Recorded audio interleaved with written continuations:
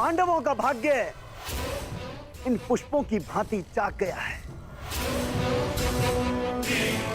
जरा भी जगा दो। अपनी मर्यादा में रहो शिशुपाल।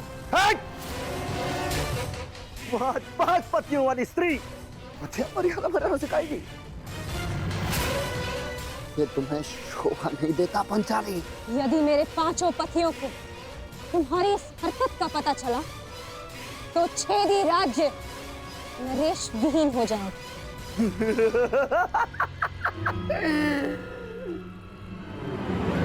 कहाँ हैं तुम्हारे 5 पति? यहाँ तो सिर्फ मैं हूं। और अगर तुम्हारे 5 पति यहाँ पर आ भी जाएं, तब भी वो छेदी नरेश शिशुपाल का बाल भी बांका नहीं कर सकते।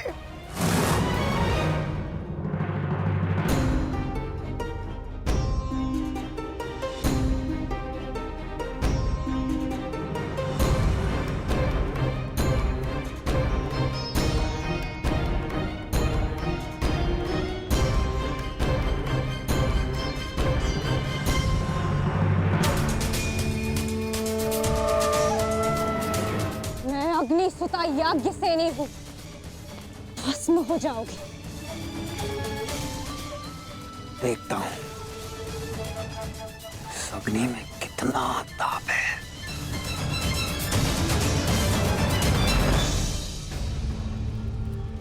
महाराज,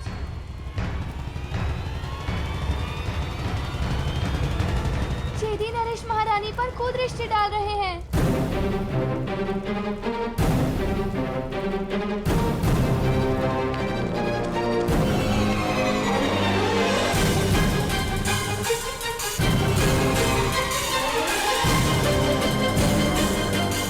चौसर सज गई है, अब तो 12 और खेल हमारा।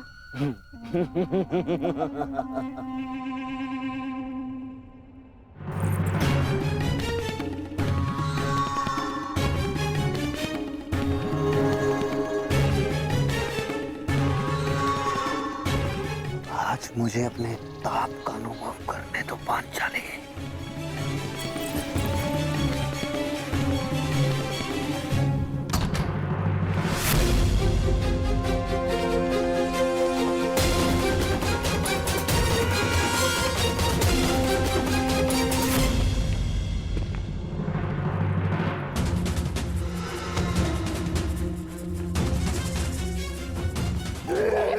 छोड़ेंगे नहीं। यही तो मेरी इच्छा है कि वो मुझ पर प्रहार करें और उनका यज्ञ भंग हो जाए।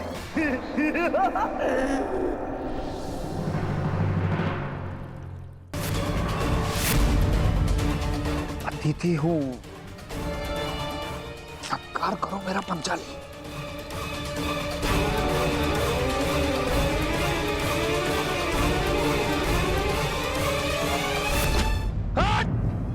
तो हो गया यज्ञ भंग। आ गए कुंती के पुत्र तुम्हें बचाने।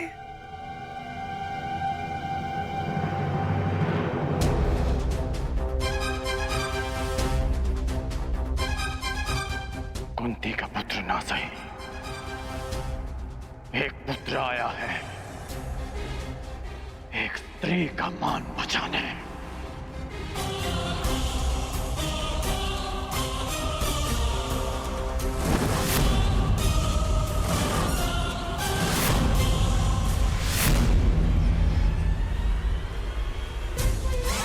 तुमने फिर से एक अतिथि की मर्यादा भंग की शिशुपाल। जब भी कोई शिशुपाल किसी स्त्री का मान भंग करेगा, ये कारण उसके मार्ग में बाधा बनेगा।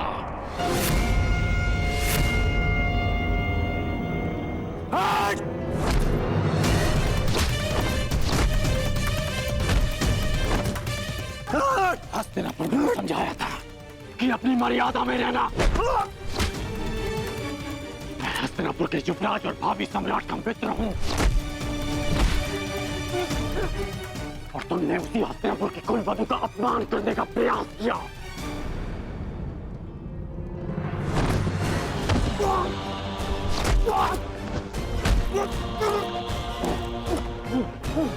पांडव बंधन में हो सकते हैं, परंतु कर्ण इस समय किसी बंधन में नहीं।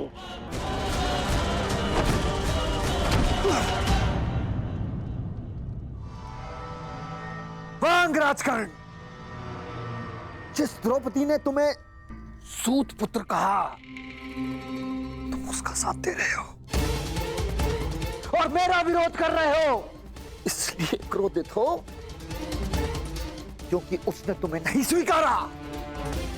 मैं आज भी कहता हूं, कुछ नहीं बिगड़ा अंगराज। अरे जिसके 5-5 हैं, हम और तुम मिलके अगर साथ भी हो जाएंगे तो क्या अंतर पड़ता है?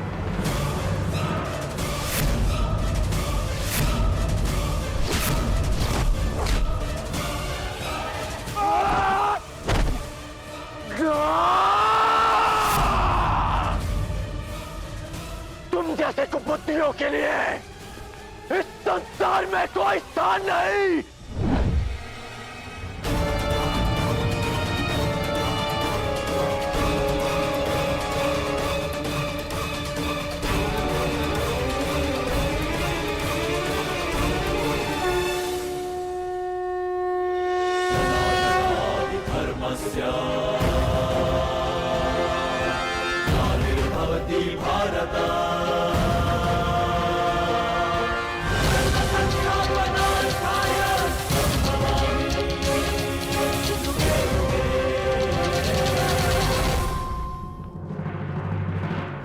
यही है वो नीच। आज भले ही ये यज्ञ भंग हो जाए, परंतु इस नराधम का वध तो निश्चित है। इसके शरीर में इतने बाण फेंकूंगा कि वायु प्रवेश का स्थान भी नहीं बचेगा।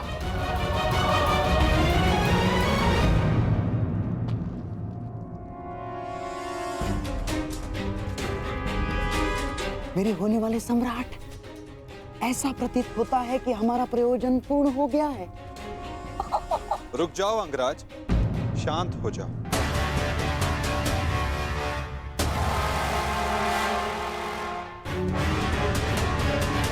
जाने दो इसे। नहीं केशव, नहीं। हम सब किसी प्रयोजन से जन्म लेते हैं और किसी ना किसी प्रयोजन के अंतर्गत मृत्यु भी होती है। और इस समय शिशुपाल के जन्म का प्रयोजन सिद्ध नहीं हुआ है अंगराज, ना ही उसके मृत्यु का।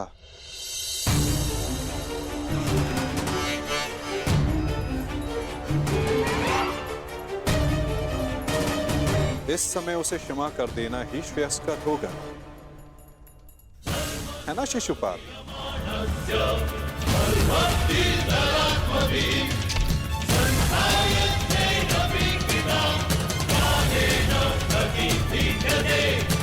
इसने हमारे सारे प्रयत्नों पर पानी फेर दिया।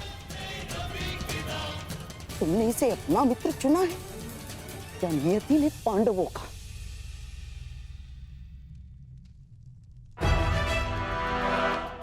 आओ शिशुपाल, उठो।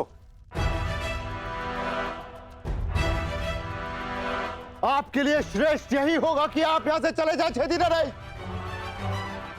हाँ, क्योंकि वासुदेव ने अंगराज को तो रोक लिया, रचित मैं ना रुक पाऊं। यही तो मेरी कामना है विकुधर।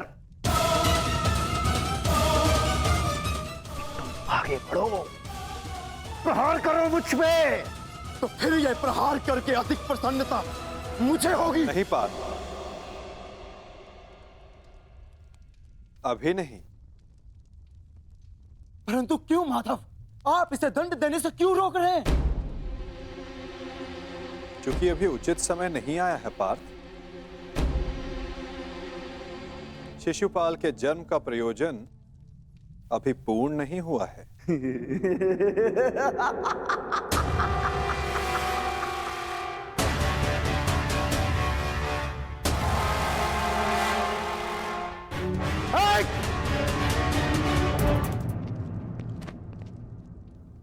आओ युधिष्ठिर, यज्ञ प्रारंभ करते हैं।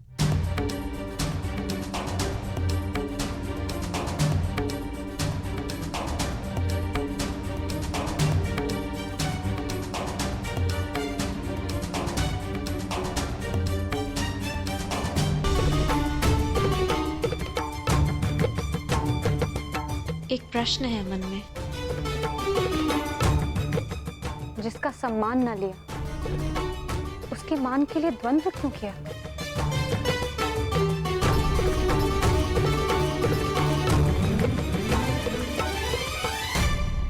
यदि आपके स्थान पर कोई और स्त्री भी होती याज्ञसेनी, तो यह अंगराज उसकी रक्षा भी अवश्य ही करता है,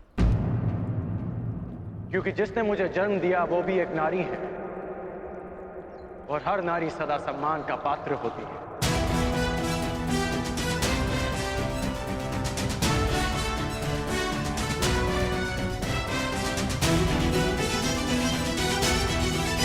पुरुष का अपमान करने के पश्चात भी। क्षमा कीजिएगा अंगराज, स्वयंवर में जो कुछ भी घटित हुआ उसके लिए मैं आपसे क्षमा नहीं मांग पाई।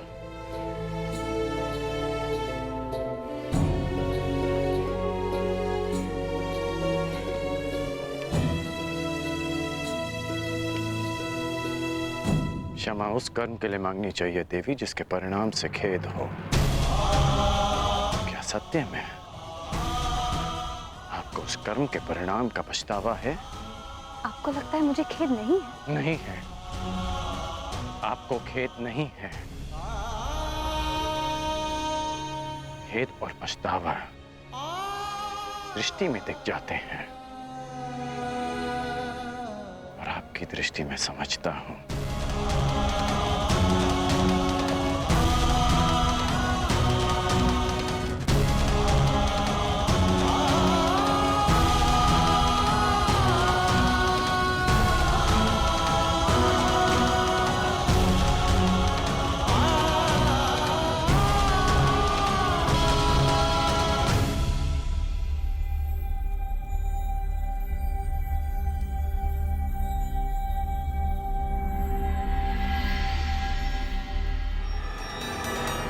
छेदी नरेश, आपको भी शीघ्र ही अवसर मिलेगा आपके अपमान का प्रतिशोध लेने का।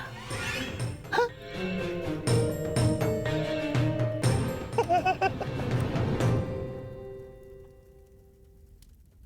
अब सारे अतिथि राजा अपनी अपनी भेंट होने वाले सम्राट को प्रस्तुत करें। देखते जाइए छेदी नरेश, हमने भी मनोरंजन का प्रबंध किया है।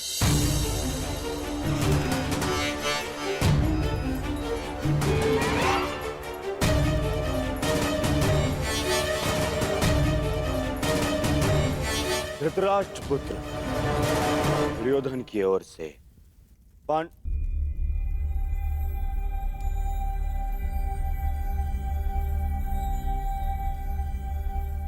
पांडु पुत्र नहीं, धर्मराज पुत्र, धर्मराज पुत्र युधिष्ठिर को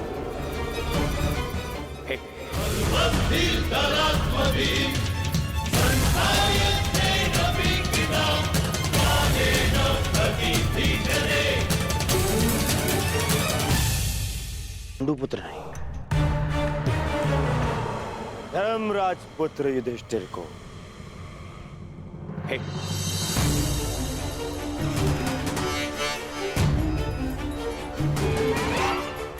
धृतराष्ट्र पुत्र दुर्योधन की ओर से पवन पुत्र भीम को सह प्रेम भेंट स्वीकार करें।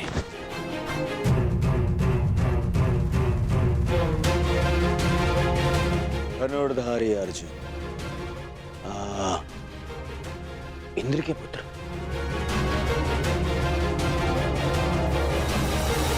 गुरुवंशी धृतराष्ट्र के पुत्र दुर्योधन की ओर से भेंट स्वीकार करो।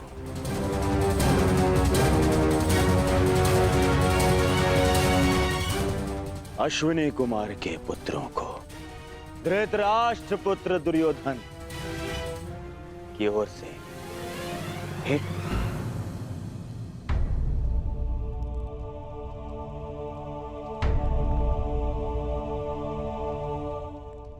मुझे किस संबोधन से पुकारेंगे धृतराष्ट्र पुत्र?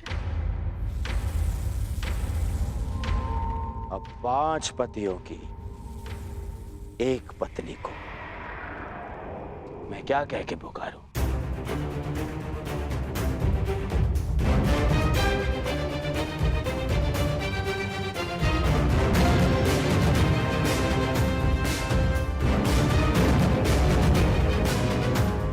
फिर भी तुम्हारा जन्म यज्ञ की अग्नि से हुआ है, तो तुम्हें यज्ञ पुत्री कह सकता हूं। बात यदि उद्गम की है तो आपके जन्म के सत्य से भी सभी परिचित हैं। घटपुत्र।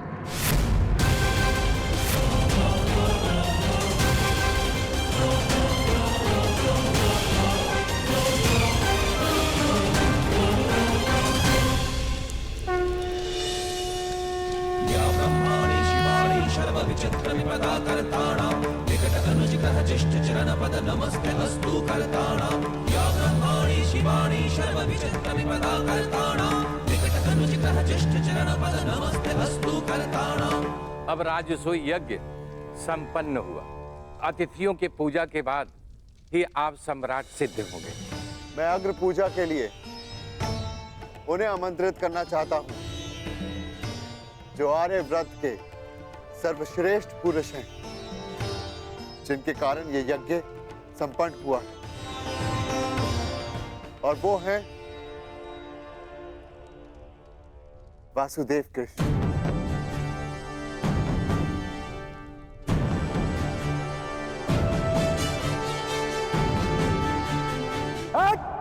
रुक! अब समय आ गया है इस यज्ञ के विध्वंस का और शिशुपाल की दुष्टता के प्रारंभ का। समय आ गया है शिशुपाल की धृष्टता के अंत का। किसकी अग्र पूजा कर रहे हो युधिष्ठिर? इस कृष्ण की? अग्र पूजा उसकी होती है जो हर क्षेत्र में सर्वश्रेष्ठ हो, हर क्षेत्र में अग्र हो। और ये कृष्ण, ये तो छल करने में अग्र है। मैं इसको सर्वश्रेष्ठ नहीं मानता। शिशुपाल, अग्र पूजा किसकी की जाए, वो यज्ञ के आह्वानकर्ता का अधिकार है। आप अपनी मर्यादा से बाहर जा रहे हैं। निसंदेह।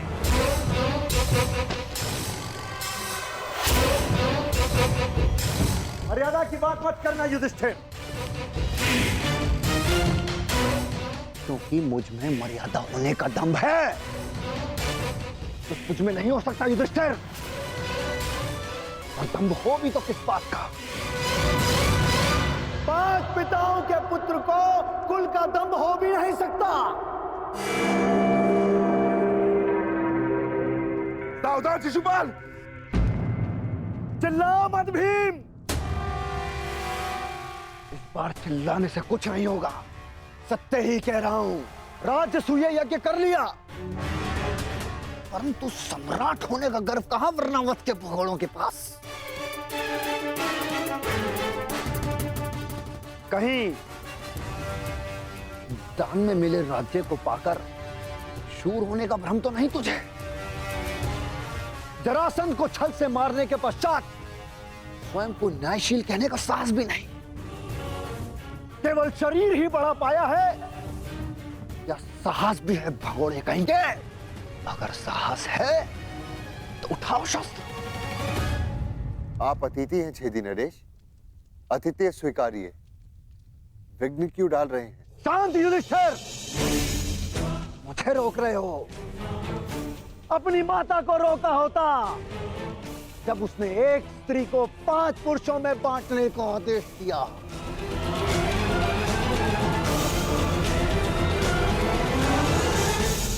स्त्रियों का सम्मान करना सीखो शिशुपाल।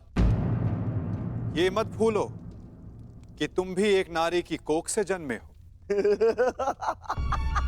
ये देखो, श्री कृष्ण वासुदेव बोले, संसार का सबसे बड़ा पाखंडी, छली कामी मुझे सिखाएगा कि किसका अपमान किया जाए, किसका सम्मान।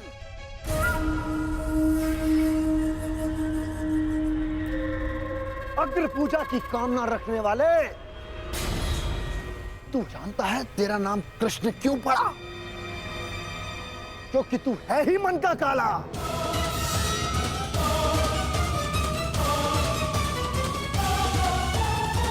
तेरे माता पिता ने तुझे जन्म देते ही इसलिए त्याग कर मथुरा से गोकुल पहुंचाया, क्योंकि तेरे पांव देखते ही भाप गए थे कि तू कुलनाशक सिद्ध होगा।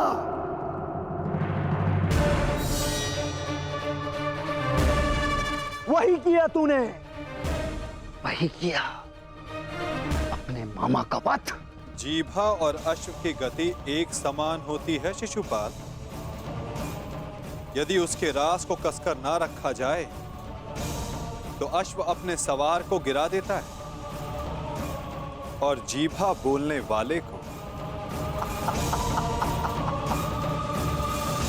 श्री कृष्ण वासुदेव की बड़ी बड़ी बातें, अरे जो सत्य है उसको कहने में जीभा को लाज कैसी? बचपन से ढूंढ रहा है तू।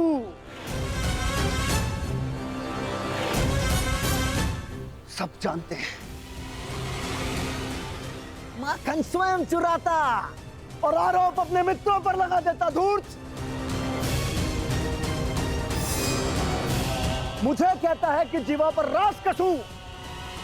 तुम्हें जो वृंदावन में रास रचा है वो संसार जानता है। कामी है तू, कामी। प्रेम का झांसा देकर जो स्त्रियों को ताड़ता रहा, वो मुझे स्त्रियों का सम्मान करना सिखा रहा है। क्या क्या नहीं किया तूने? स्नान करती स्त्रियों के वस्त्र तूने चुराए। अरे गोकुल की विवाहित महिलाओं को मोहित करके उनका चरित्र पतन तूने किया। अरे गोकुल की विवाहित महिलाओं को मोहित करके उनका चरित्र पतन तूने किया। मैं सावधान करता हूं तुम्हें, मेरे धैर्य की परीक्षा ना लो शिशुपाल। अपनी सीमा में रहो।